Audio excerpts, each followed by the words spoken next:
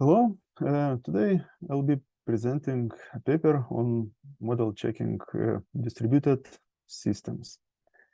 For the introduction, the distributed systems are complex, as we know, and modeling is usually necessary if we want to design them without a lot of bugs. And of course, there are tools for modeling such algorithms for distributed systems. And also there is a lot of tools for testing programs, including the distributed systems as well. For those distributed systems, it is very hard to cover the appropriate, to achieve the appropriate coverage with the test cases. And for that reason, more complex approaches are needed, like implementation level model checkers or randomized tests, etc. But implementation level model checkers require properties to be defined. That's not always an easy task to do. And there are also model-based testing approaches, and they require, apart from having the program to test, also define the model. And the question is that if we already have an algorithm specified in some modeling language, why can't we reuse that model of an algorithm for testing the implementation? So the main question in this paper is how to relate the program to its specification, and this way to check if the program is correct with regards to the specification.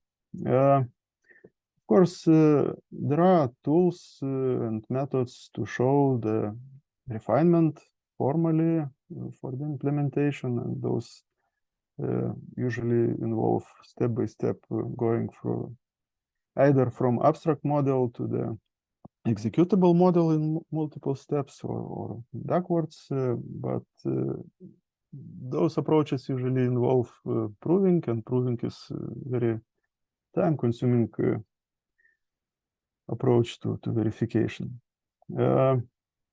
So this paper proposes the method which allows to reuse an algorithm level TLA plus specification, if we have such, to create test cases for the distributed systems. Also, not just create test cases, but also execute them.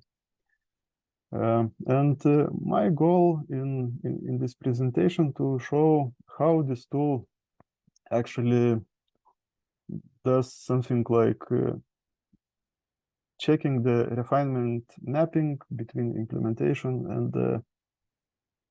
and the specification. So to start with this perspective, I would like to review the specification which is given in the paper with the goal to show what are the main ingredients of a specification in a TLA plus language. So in this case, there is a system modeled of two processes, and that's not in the specification, but we can assume that one process is a client, another is a server, and server issues a request to the client issues a request to the server, and server responds back. Everything in TLA or distributed system in TLA is modeled as a state machine. So we have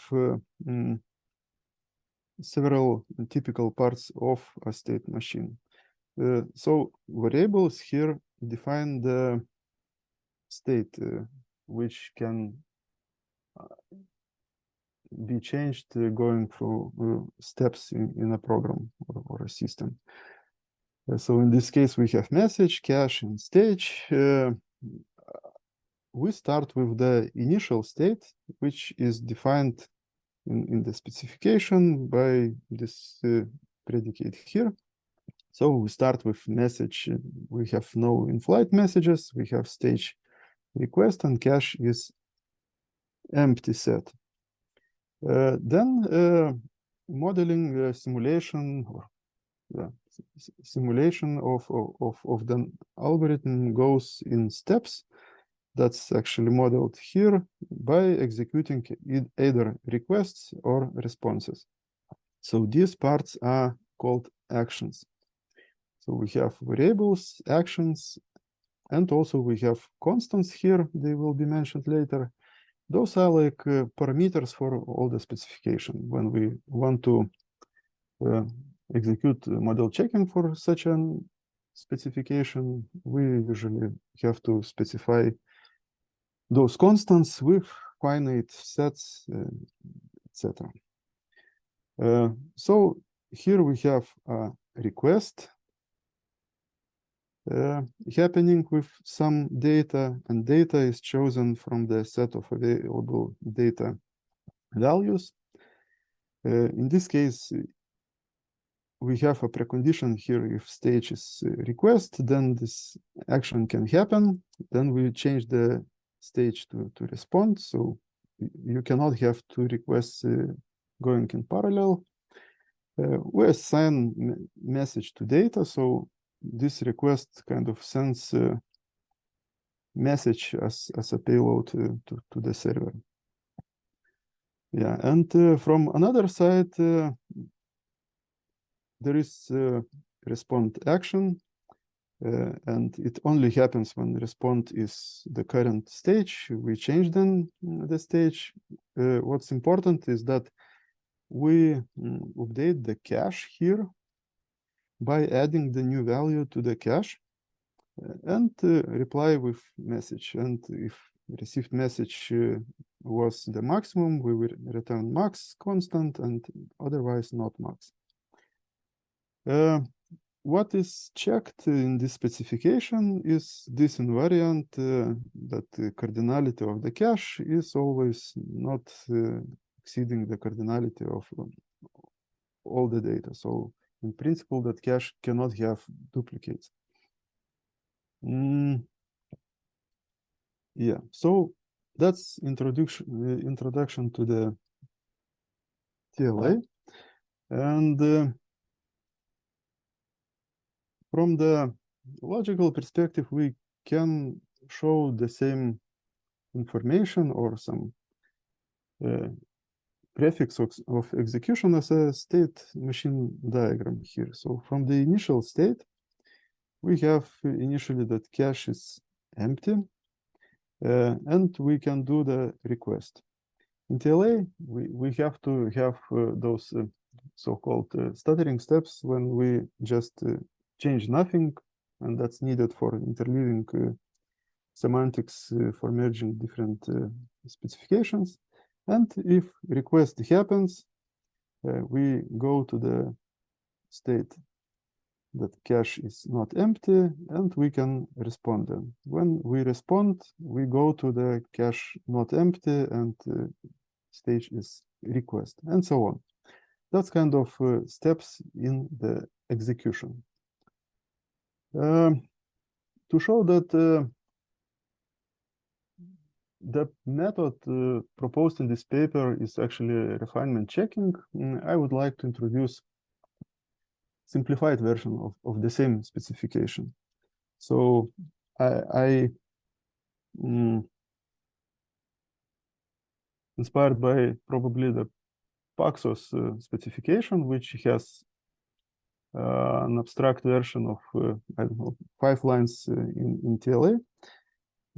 So if we consider the previous specification as an implementation or some algorithm, we can define requirements for it in more declarative way. And if we go to this diagram, we had 2 atomic steps here.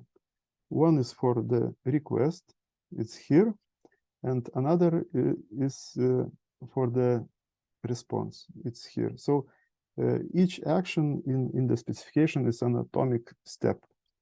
And the more atomic steps we have, the more detailed the specification is.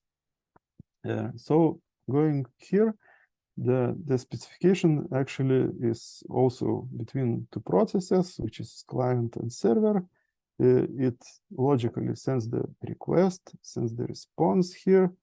But the difference is that I only define the call action, which includes logically that we send the request to the server. We update the cache. The cache update is actually here, and send the response. Since response, max or not max, was not used when checking some properties in the previous example, I eliminated that part as well, because that's not important for the properties we check. So in this specification, all this step is a single atomic step. So yeah, you can see this specification as a requirement specification for the specification we have seen before.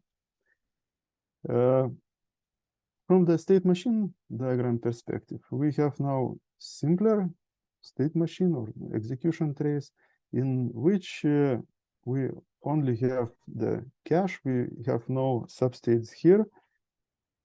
When we execute the call action, we just add some value to the cache.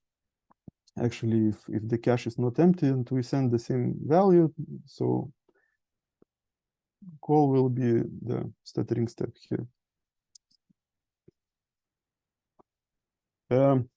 What's interesting about those different abstraction levels is that we can relate them.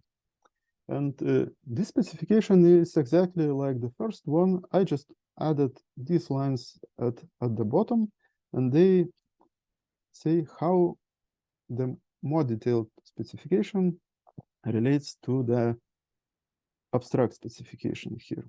So that example call. With defining the instance of that abstract specification, we also have to map constants and variables from the detailed specification to the abstract one. This mapping is simple because the names of the variables are the same, and the content of those variables is and constants is also the same. But in general, that can be some expression transforming detailed state to the more abstract state.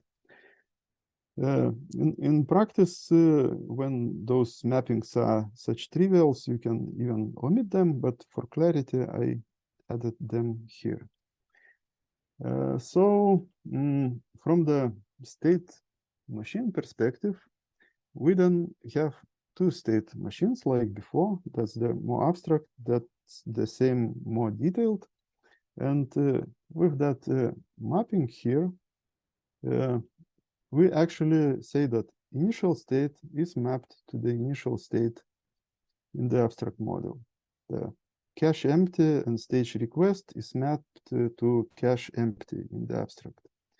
And the same for all the actions, like this and this. And not every mapping is the correct one. If you want to prove that your detailed specification is implementation of those more abstract requirements, you have to fulfill the condition that if you map this state to this one, and then you do the step and map this state to the cache equals x, and the transition was here, like action, you also have to have transition here. So for each action in the detailed specification, you have to have an action in the abstract specification. Of course, in the abstract specification, you have less of actions, so you cannot map all actions to actions. But in TLA, since we have stuttering invariance, so each state will always have those transitions which do nothing. So in some cases, when we transition from the state like cache is not empty and we have stage response, then go to stage request, the cache still the same. So at the abstract specification, that becomes a stuttering step which changes no variables at the abstract specification. So that's a reminder on what is a refinement from the TLA perspective. And TLC, the model checker for TLA, can check if the refinement mapping holds. What is important in this context is that you actually do the model checking in the more detailed specification. So you will have more states there than compared to the abstract specification. But anyway, you have a way to check that relation. For the initial step, TLC actually maps the state variables according to that function and checks if initial value in the abstract set will contain that mapped set as one of the possible initial states. And for each next step or action taken, the model checker in general will see if that you have two actions at detailed specification, two states at detailed specification, you done an action, you transform the state somehow to abstract states, and you have action prime here as well. So that model checker checks if that not congruence, but relation between actions and states exist.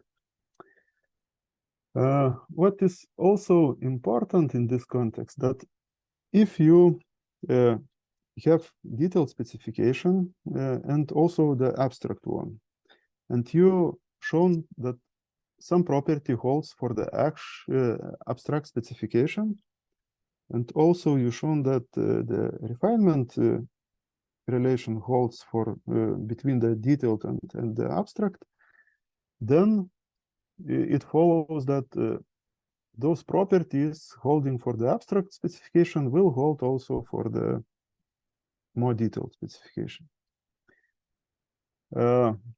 So this paper considers the most detailed specification, the specification which is actually executable program.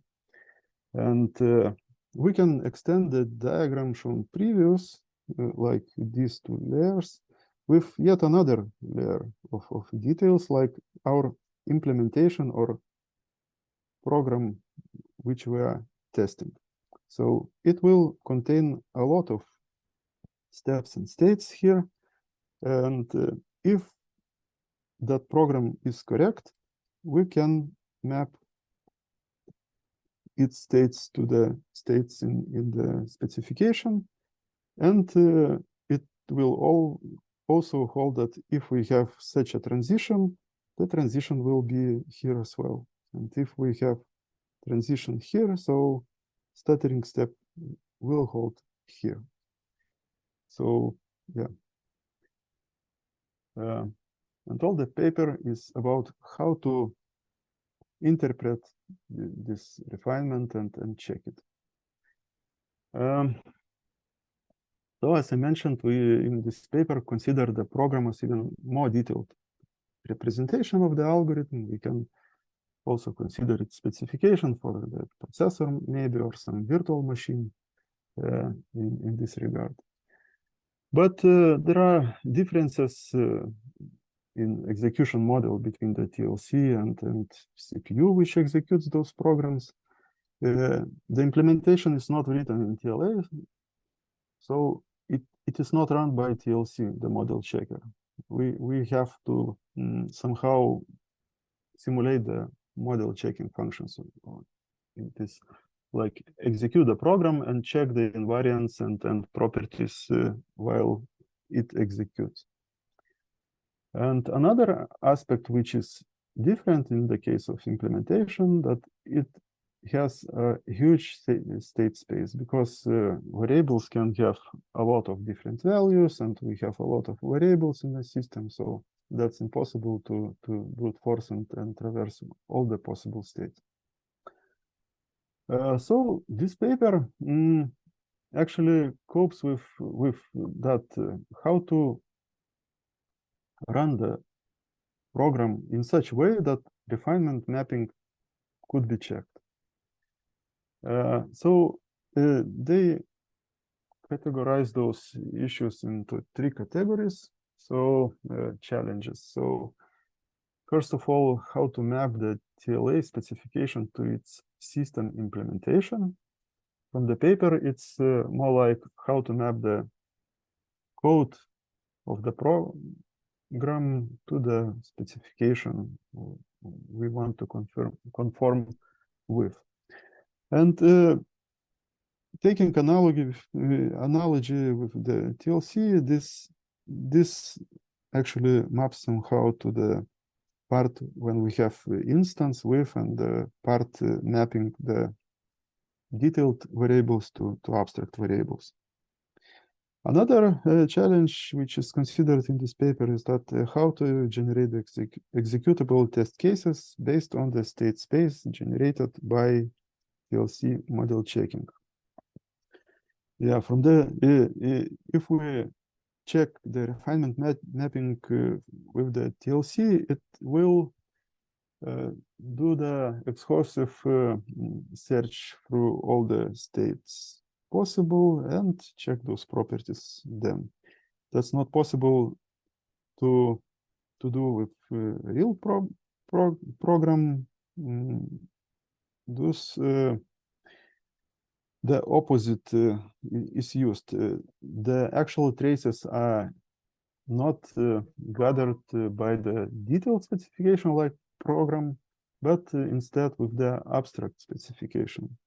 So the traces from the abstract specification are taken and subset of them is selected. We will see how the subset is selected to have good properties for them.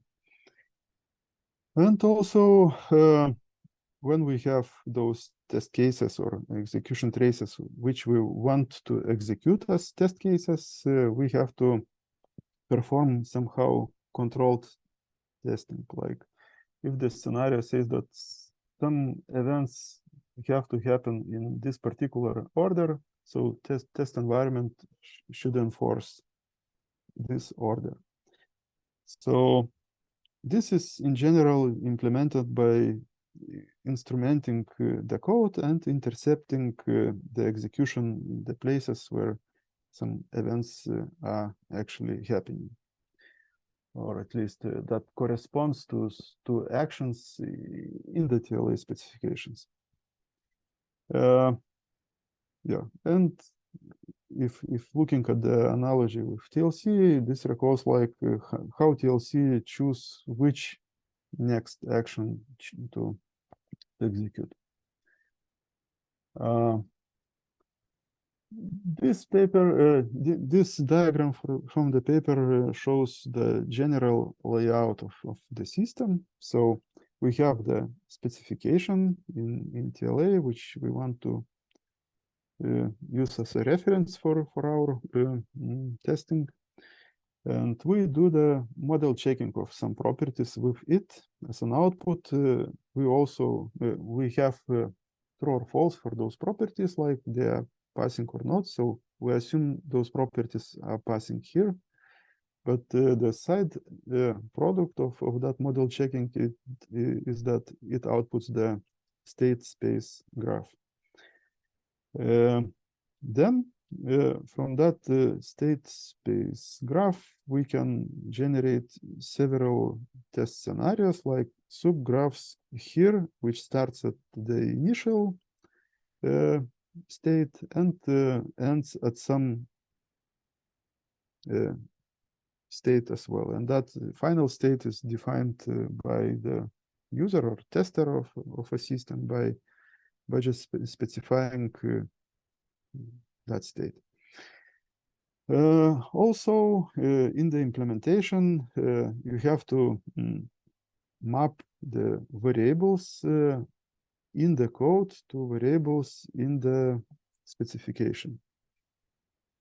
This tool assumes the implementation is in Java, and it is actually invasive. So you have to modify the code somehow to do that mapping. And in this case, it's shown that some annotations are used to mark some field in the code to the variable in the specification. And also it shows that this method actually corresponds to action A, which probably is this action. When you have the implementation instrumented in this way and test cases generated, we'll see more details a bit later. That instrumented code is deployed to the nodes, like a cluster, which executes the distributed test. And we also have the test driver or test bed. It listens, it executes that control test case, one test case after other. That's kind of all the execution is for a single test case, and that's repeated for all this test case later on. So in the test case, you actually start at some initial state, then you have some actions, then you have to came up with the state which is S1, which is taken from this graph, and so on.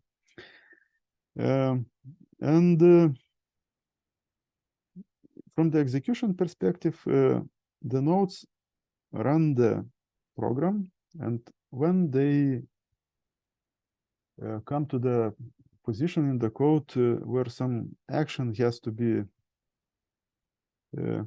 which corresponds to some action in our specification, it actually suspends there, notifies the test driver program, and test driver program waits until the expected action is reported here. Then when it receives that action which is expected by our scenario, it signals it back that, okay, you can proceed with this action. This way, the program runs with the predefined scenario. So now we're going to a bit more of details. The first challenge was about the mapping of the code to the specification, and this corresponds to this part in this diagram. So to have a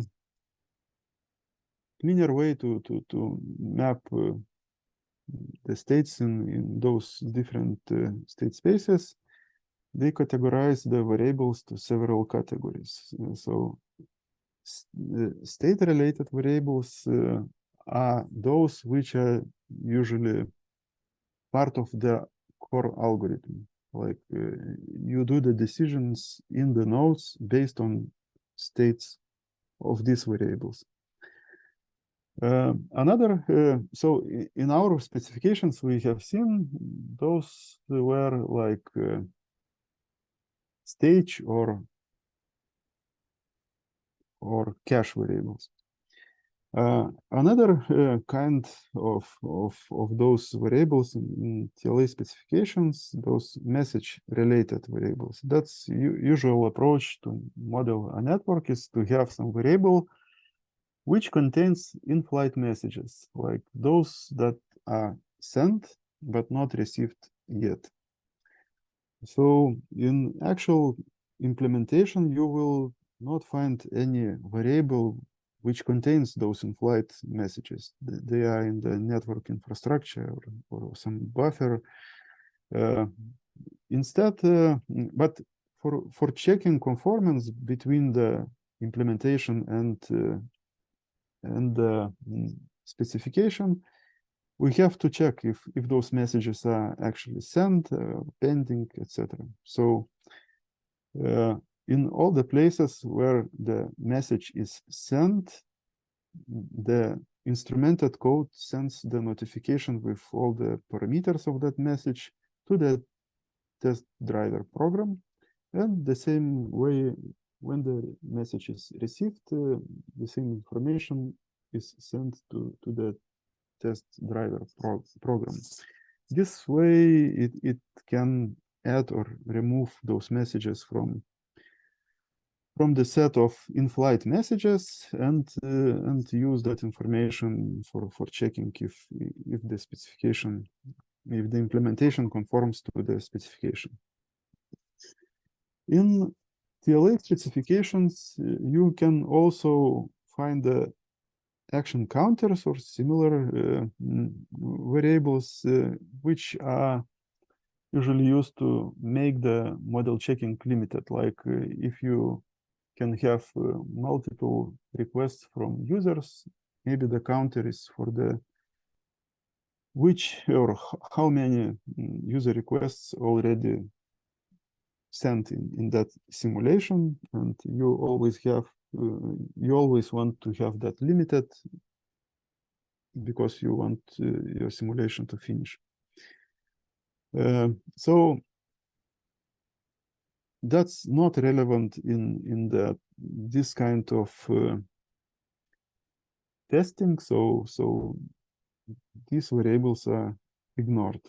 And also in TLA, you can find the auxiliary variables, which usually are helpers to check or define the properties you want to check. Sometimes they are needed, sometimes not, but since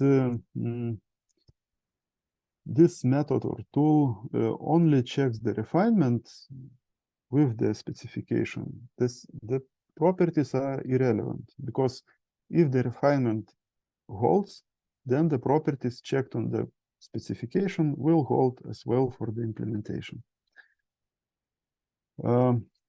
Also, actions have to be mapped in the code to the actions in the specification. So the main part here is the single node actions. They are like steps which are executed by particular nodes in the algorithm. And if that's a method, you can mark it with annotation. If that's a snippet in the code, you can mark it with action begin, action end markings by calling some API functions from this testing tool. Also, some actions are not like spontaneous happening in some nodes, but are message-related actions. Those that are triggered by messages or they are sending the messages. So they behave similarly to the single node actions, but they also record those message sending and message receiving information. Also, they can be manipulated additionally by the test framework to simulate the messages dropped. So maybe some action will not execute it, modeling the dropped messages this way, or they can be executed several times, modeling the case when messages are duplicated in the network for some reasons. So these are kind of part of an algorithm. The other part in TLA specification is usually the environment, which is also modeled by actions, and they categorize that to external faults and user requests. Both are implemented in the test scenario like scripts. So for the false, they mentioned that that can be used to kill or restart a node, and the user request just to send some request to the system, simulating the user activity. And also constants are mapped. That's done, it looks like that's done using configuration-based approach. Just mapping the implementation constants with constants in the specification. For the test case generation, as mentioned, they use the output of TLC, the model checker, which is the state graph for that specification, and its output in graphviz.file format. It takes that file, extracts subpaths which are starting at the initial node, and if, for example, we want to check if leader election happens, so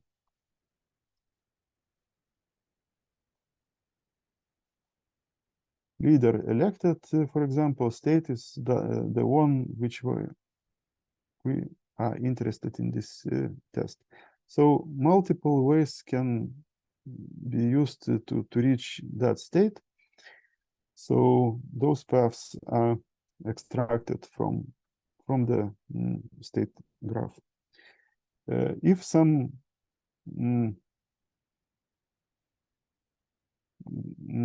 paths are like overlapping, the kind of how to draw it. Let's do it like this. If the end of the path is coinciding, but you can go to that path using different traces in the execution, then one path selected will contain all the path here, another will contain the path from the beginning till the common state here. And yeah, you cannot optimize different way, like if some trace executes from the beginning till the state we are interested in, and another like forks from this place, this will execute it from the beginning as well, because it is kind of hard to snapshot the system at this point to fork different executions. So it's easier to just start from the beginning and go to that situation once again. Yeah, those we still have a lot of traces here, so only traces left which allow to cover the needed edges like actions. So this approach tries to maximize the actions which are executed. And also partial order reduction is applied, like if you have a state and you have two different events actually happening in parallel, it is irrelevant which of those will be executed first. So it's enough to choose one of those paths, and another can be ignored here. So this way you reduce the state space. Yeah, and for the last challenge mentioned in the paper, the execution is that one, but I think already commented that a bit. In general, you have the nodes executing when they reach the place which marked as an action in the specification. They call the action scheduler here and block at this time. And the action scheduler checks which action should be activated and replies for that particular node that please execute that particular action now. After execution, the execution of the action, the state of the node is reported back to state checker, and it checks if the state conforms to the state in the specification.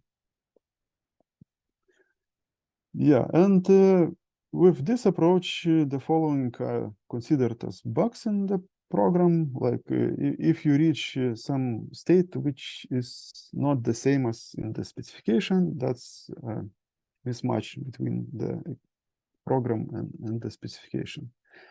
Or missing action, like if the action scheduler waits for particular action, but for some time that action is not reached by any node, so timeout happens, and we consider it a bug. Or another case is unexpected action, like you have still actions pending in your test case, but the test case terminates. So some premature termination is also the mistake. And also they classified the bugs found in this way to implementation bugs and specification bugs. It's like always, when you do the specification, sometimes you fix the program, sometimes you fix the specification. In this way, kind of iteratively, you can improve the quality of both. Yeah, and they applied this tool to 3 different systems. So Xraft, Raft, Java, and Zookeeper, they provide the size of those implementations, also the size of specifications, and also amount of lines used to define that mapping to the specification. What's important to know that they had to modify Raft specification to match the implementation closer, so that they can relate those actions actually. And for Zap or Zookeeper, they developed the specification by their own. In this way, they found 4 known implementation bugs in those systems, 3 new bugs which were not known by the developers of those tools, and later on those developers confirmed that those bugs actually exist, and also found 2 unknown specification bugs. Those specification bugs are in the Raft specification, but they are kind of not impacting the correctness of the algorithm or model checking of the algorithm in TLA, but it allows the model checker to go through such execution traces that are impossible in the real implementation. So that's kind of mismatch, and they fixed those mismodelings. That's actually all I had for this paper.